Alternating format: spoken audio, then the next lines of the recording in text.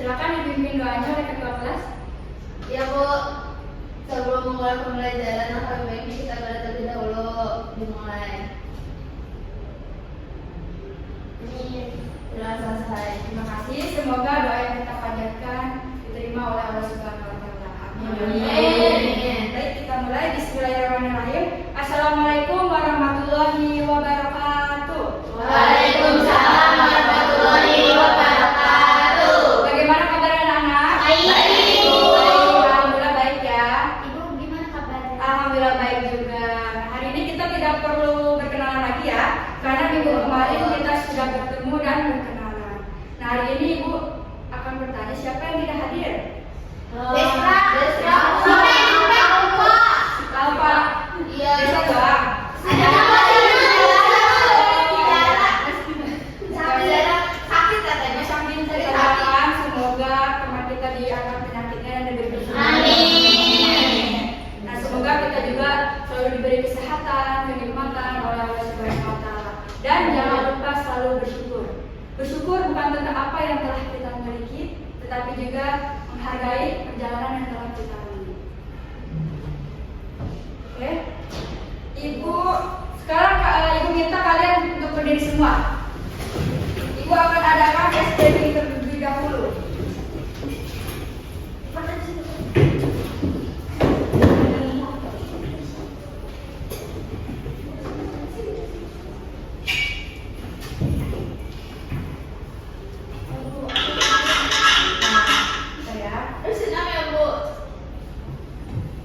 Oke, ikutin Ibu ya, jangan ikutin video ini. Ya, Ikutin siap. Ibu.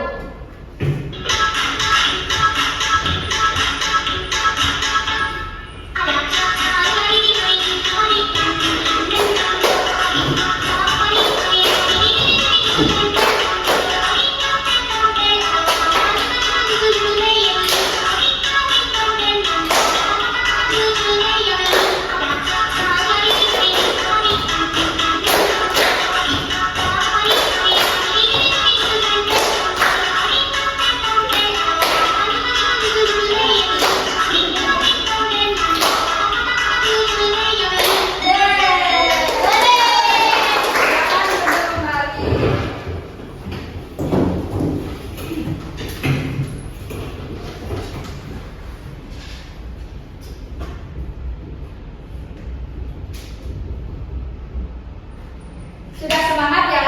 Sudah siap belajar hari ini? Jika sudah, Ibu izin bertanya. Nih, ada yang masih ingat minggu lalu kita telah membahas materi apa? Ada apa saja sih jenis puisi rakyat? Betul sekali. Good job. Nah, hari ini kita akan mempelajari materi baru, yaitu teks hikayat. Sebelum ke pembelajaran, Ibu akan menyampaikan tujuan pembelajaran terlebih dahulu. Yang pertama, melalui bahan bacaan yang disajikan oleh guru, peserta didik mampu mengidentifikasi karakteristik teks hikayat dengan tepat. Yang kedua, melalui bahan bacaan yang disajikan oleh guru, peserta didik mampu mengidentifikasi nilai-nilai yang terkandung dalam teks hikayat dengan tepat. Nah, dari tujuan tersebut ada yang tahu teks hikayat itu apa? Jenis teks prosa yang menceritakan kejadian. Ya, betul sekali. Nah, teks hikayat merupakan karya sastra lama yang berbentuk prosa dengan mengisahkan kehidupan keluarga istana, kaum bangsawan, orang-orang ternama dengan segala kesaktiannya, keanehan, dan juga mukjizat dari tokoh utama. Nah, jadi teks hikayat ini merupakan teks yang berbentuk prosa atau cerita yang mengisahkan atau menarasikan cerita mengenai rekaan atau khayalan. Berikutnya ada tujuan dari teks hikayat adalah sebagai sarana untuk menumbuhkan semangat bagi pembaca, menghibur, meramaikan suatu acara maupun suasana, dan untuk menyampaikan nilai-nilai luhur. Di sini sudah jelas ya bahwa teks hikayat itu untuk menghibur, meramaikan suatu acara, dan menyampaikan nilai-nilai luhur. Kemudian ada karakteristik teks hikayat. Yang pertama ada kemustahilan, berarti hal yang tidak logis atau tidak bisa dinalar. Yang kedua, kesaktian, berarti kemampuan berbuat sesuatu yang bersifat gaib. Yang ketiga, ada anonim, pengarang hikayat tidak jelas. Lalu yang keempat, istana sentris, ceritanya berlatarkan istana. Selanjutnya ada unsur-unsur intrinsik teks hikayat. Oh iya, Ibu lupa, sekretaris ada yang bawa spidol? Ibu boleh pinjam? Kasih. Yang pertama itu ada tema.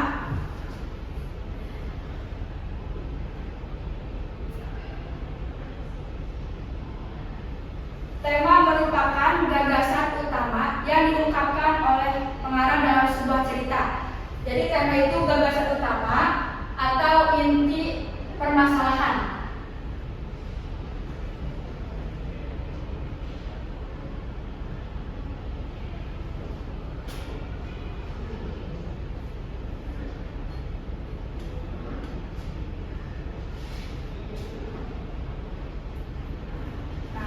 Lalu yang kedua ada alur.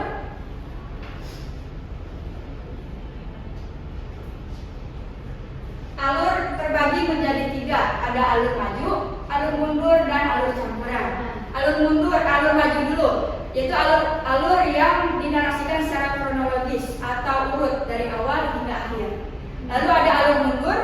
Alur mundur ialah alur yang menoleh ke belakang atau membayangkan masa lalu. Lalu yang ketiga ada alur campuran, alur maju dan mundur, yaitu alur yang meloncat-loncat antara masa lalu dan masa kini.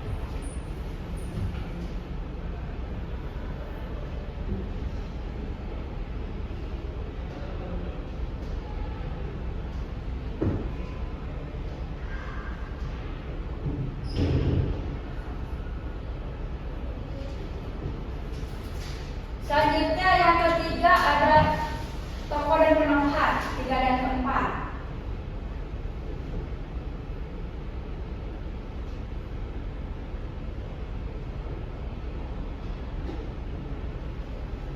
Tokoh merupakan pelaku yang ada di sebuah cerita, sedangkan penokohan yaitu tokoh yang memiliki watak, sifat, dan kondisi fisik. Nah, dilihat dari wataknya, tokoh terbagi menjadi tokoh protagonis dan tokoh antagonis. Ada yang tahu tokoh protagonis dan tokoh antagonis itu seperti apa? Betul.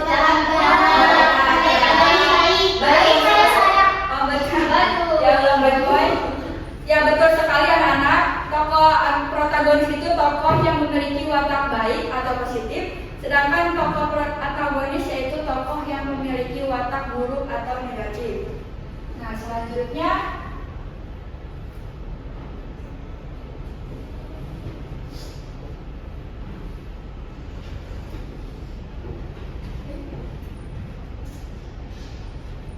yang kelima ada latar. Latar atau setting. Latar itu kesatuan antara latar waktu, tempat, dan suasana. Contoh latar tempat seperti istana, kerajaan, dan lain sebagainya. Contoh latar waktu pada zaman dahulu, pagi hari, siang hari, dan lain sebagainya. Contoh latar suasana, sedang bahagia, sedang sedih, sedang marah. Ya, betul sekali. Lalu yang keenam ada sudut pandang.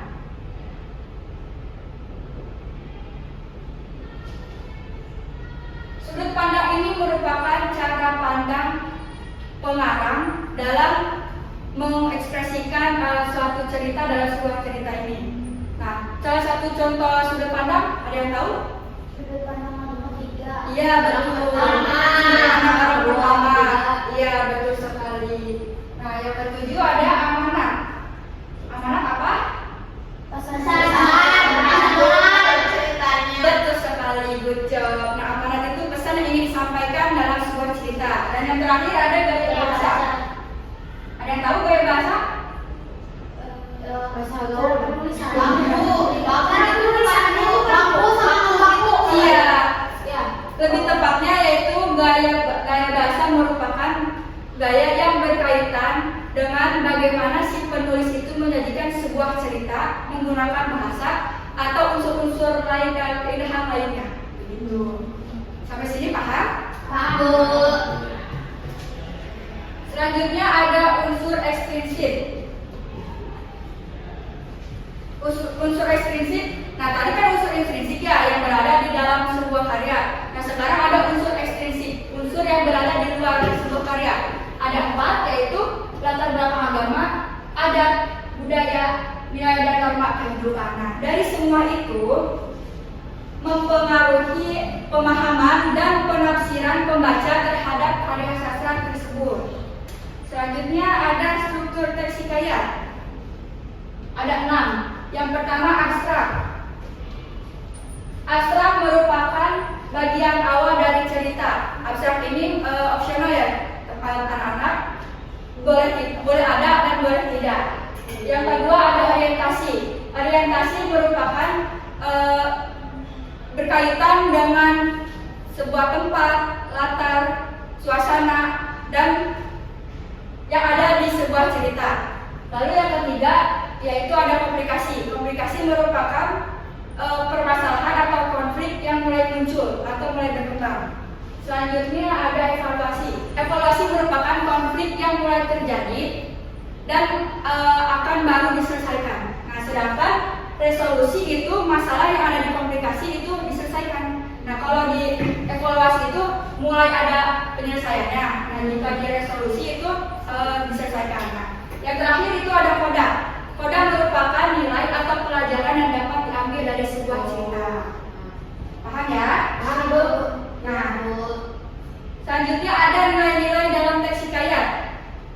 Ada yang membacakannya? Oh, Silakan Alita. jadi apa duduk saja, Bu? Duduk saja tidak apa-apa. Nilai agama merupakan nilai yang berkaitan dengan masalah keagamaan atau hubungan seorang hambanya dengan Tuhan. Yang kedua, nilai sosial adalah suatu nilai yang berkaitan dengan kehidupan yang ada di dalam masyarakat. Yang ketiga, nilai budaya adalah nilai yang berkaitan dengan adat istiadat dan kebudayaan suatu daerah yang mendasari sebuah cerita. Yang keempat, nilai moral merupakan nilai yang berkaitan dengan baik buruknya suatu sikap atau perbuatan para tokoh di dalam hikayat. Yang terakhir, yang kelima, nilai pendidikan merupakan nilai yang berkaitan dengan sikap dan tata laku dari seseorang melalui suatu upaya pengajar dan pelatih. Ya, terima kasih Alita. Nah, di sini sudah dapat kita lihat ya, nilai-nilai teks hikayat itu ada 5, nilai agama, nilai sosial, nilai budaya, nilai moral, dan nilai pendidikan. Ya. Selanjutnya ada contoh teks hikayat. Ada yang mau membaca dulu? Silakan sih Pak. Ya. Hikayat Putri Kemuning. Pada suatu hari hidup seorang raja yang terkenal dengan sifatnya yang bijaksana dan adil. Raja itu memiliki 10 orang putri yang sangat cantik. Anak-anaknya memiliki nama yang berdasarkan dari nama warna. Dari nama putri sulung yang pertama itu Putri Jambon, selanjutnya Putri Nila, Jingga, Ungu, Hijau, Biru, Kelabu. Oleh dan Putri yang terakhir itu bernama Putri Kuning. Benar, Bu. Tetapi kebahagiaan itu pun kurang lengkap dikarenakan istrinya meninggal pada saat melahirkan Putri Kuning. Dan dikarenakan sibuk mengurusi kerajaannya, raja pun semakin jarang bertemu dengan putri-putrinya. Ke-10 putrinya tersebut dirawat oleh seorang inang pengasuh dan kemudian mereka tumbuh besar menjadi anak yang sangat manja dan selalu bertengkar. Dan dari anak-anaknya itu hanya putri bungsu yang tidak pernah terlibat dari pertengkaran-pertengkarannya dan dia lebih senang ketika bermain sendiri. Pada suatu saat raja ingin bepergian, ayah akan pergi tak lama lagi. Apa kalian ingin sesuatu? Tanya raja tersebut. 9 anaknya pun sibuk menyebutkan berbagai barang mahal, contohnya seperti kain sutra dan juga perhiasan. Dan lanjut. Tetapi berbeda dengan saudaranya yang lain, Putri Kuning pun menjawab, aku tak mau apa-apa, aku cuma ingin ayah kembali dengan sehat dan juga selamat. Raja itu pun tersenyum kepada anaknya dengan putrinya tersebut. Selama raja tersebut pergi, kelakuan dari ke-9 putrinya semakin menjadi. Mereka hanya bersenang-senang dan kemudian menyuruh para pelayannya dengan seenaknya saja.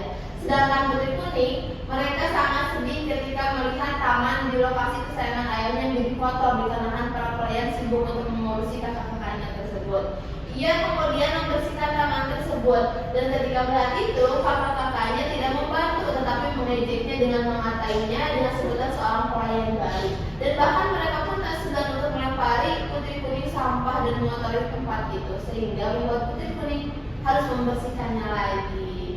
Sudah, Bu? Lanjut ya. Ada masih ada. Oh, iya, Masih ada. Oh, si Pak. Esok Boleh harinya, yang mau gantian? Boleh, silakan. Esok harinya raja pun pulang dan memberikan hadiah untuk anak-anaknya. Meskipun tak meminta satu barang pun, putri kuning tetap mendapatkan sebuah hadiah, yakni sebuah kalung yang berwarna hijau dan sangat cantik. Melihat itu, putri hijau pun merasa iri pada putri kuning, dan kemudian ia menghasut saudaranya tersebut dan mengatakan kalau putri kuning mencuri kalung itu dari saku airnya. Mereka pun berniat untuk memberikan suatu pelajaran terhadap putri kuning karena sudah merampas kalung tersebut, dan ketika merebutnya secara paksa, mereka tak sengaja memukul bagian kepalanya dan kemudian menyebabkan putri kuning meninggal dunia. Mereka pun panik dan kemudian mengumpulkan putri kuning di taman, dan tak ada satupun orang yang berani buka mulut tentang peristiwa tersebut. Sudah berbulan-bulan raja tersebut mencari putri kuning, tetapi ia tak menemukannya. Dan pada suatu saat di atas pusara putri kuning ditumbuhi suatu tanaman yang berwarna kuning dan memancarkan aroma harum. Raja tersebut merawat tanaman itu dan menamainya dengan nama Kemuning. Ya, sudah selesai. Terima kasih si Padan Bulan. Sama-sama. Sampai sini ada yang mau ditanyakan? Sudah paham semua? Sudah.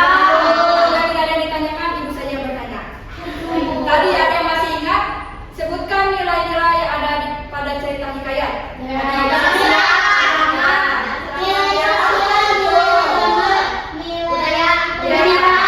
Betul sekali. Lalu sebutkan struktur pada teks hikayat. Ada siapa aja tadi itu ada 6. Ada 6. Struktur yang terakhir itu ada 6. Bukan yang ekspresif dan ekspresif. Yang sudut pandang. Bukan. Tadi ada abstrak.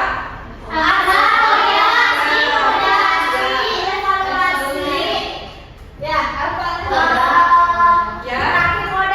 Betul sekali. Sudah tahu semua ya? Jika sudah paham, ibu akan membagikan kelompok. Di sini ada berapa siswa? 9. Oke, ibu akan membagikan 3 kelompok saja ya. Boleh hitung 1 sampai 3. 2, 3. 2. 3. Ada 1 dengan kelompok 1, 2 dengan kelompok 2, 3 dengan kelompok 3. Silakan.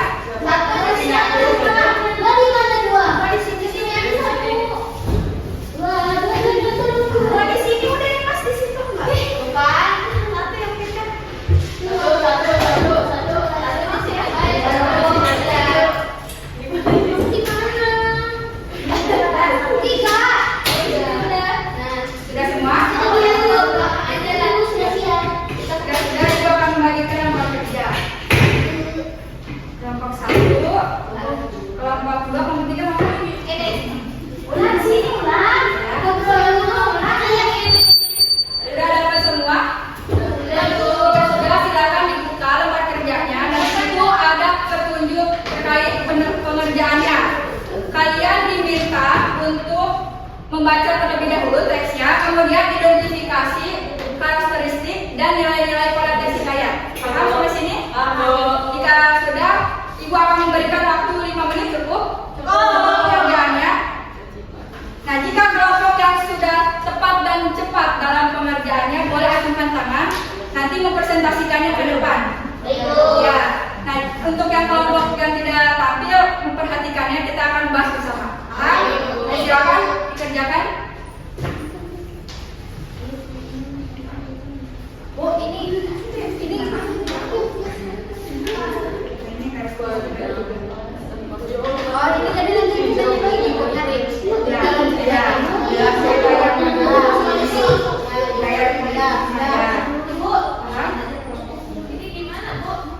kalian baca dulu teksnya, nanti kalian identifikasi karakteristiknya kayak mustahilannya apa. Bagian-bagian Ya, kalian masukin ya.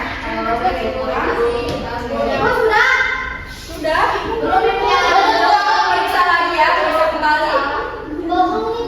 Ada yang bertanyakan? Yang mana?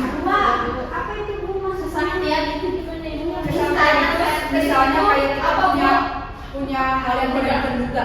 Misalnya kayak bisa terbang, bisa berbicara dengan hewan. Pelajarannya ini Bu. Iya, ya, apa? Istana sentris. Istana sentris itu seperti misalnya dalam sebuah cerita itu latar tempatnya itu ada di sebuah istana. Nanti dimasukkan ke kutipannya. Baik ya. Silakan dikerjakan kembali. Waktunya 1 menit lagi. 1 menit lagi waktunya. Ada yang sudah? Sudah.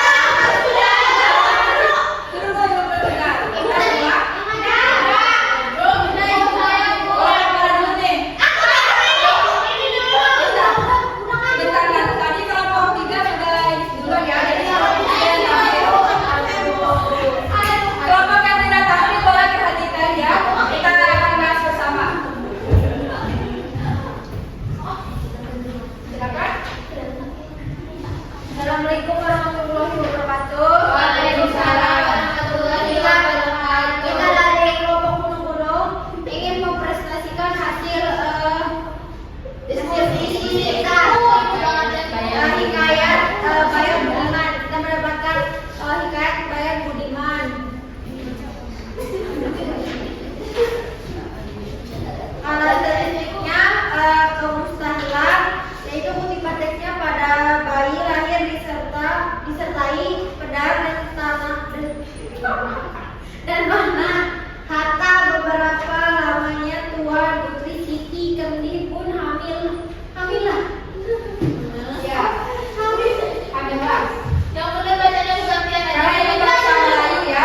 Iya, soalnya kan dia punya Gantian, laki-laki.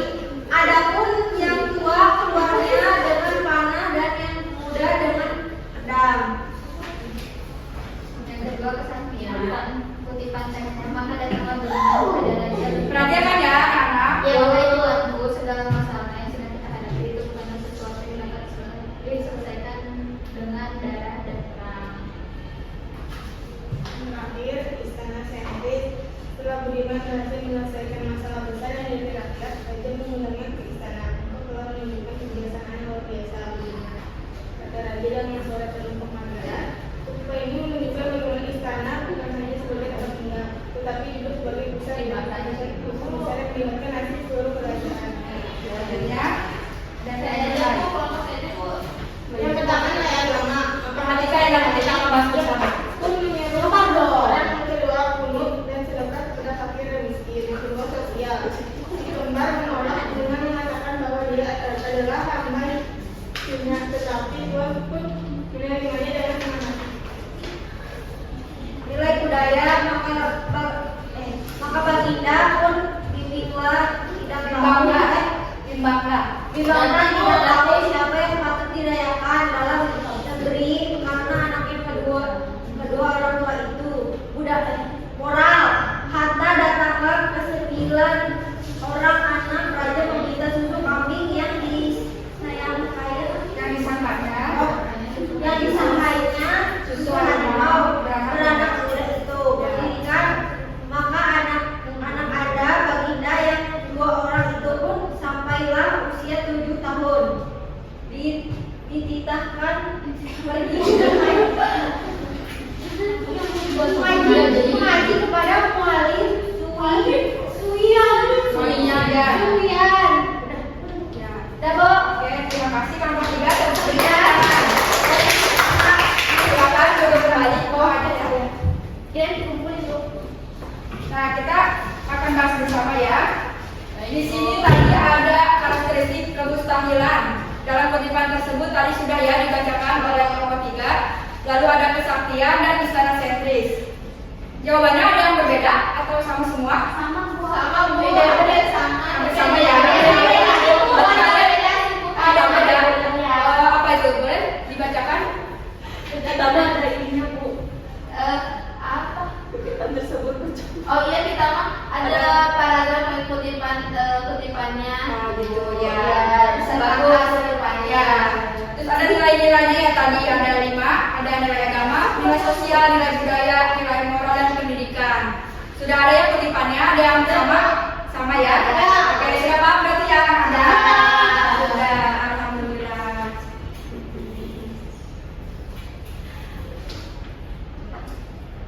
Selanjutnya, kesimpulan untuk pembelajaran siapa yang mau? Ibu belum ada. Oh iya, maaf ya. Nah, Nah, ada yang memberi kesimpulan atas materi hari ini? Ada yang menyimpulkan? Ayo. Tadi sudah paham semua materi tadi. Duh, apa tadi mau? Ibu tunjuk tadi ya. Ibu tunjuk. Linda.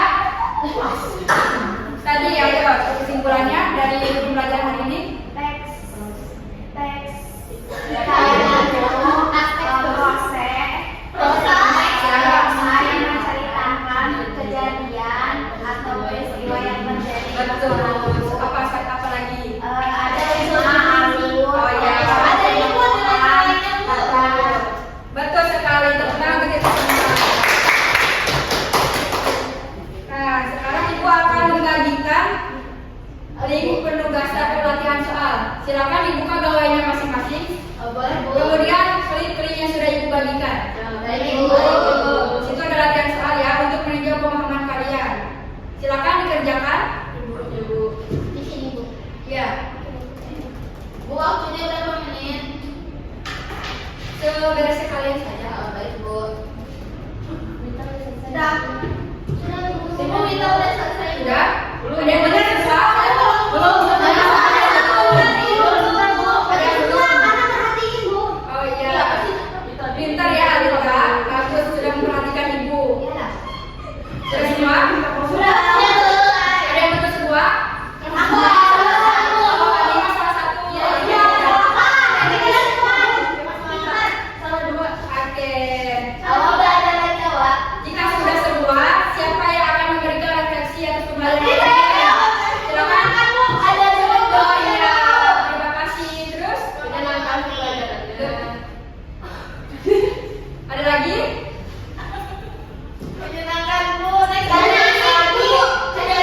Oke. Terima kasih anak-anak.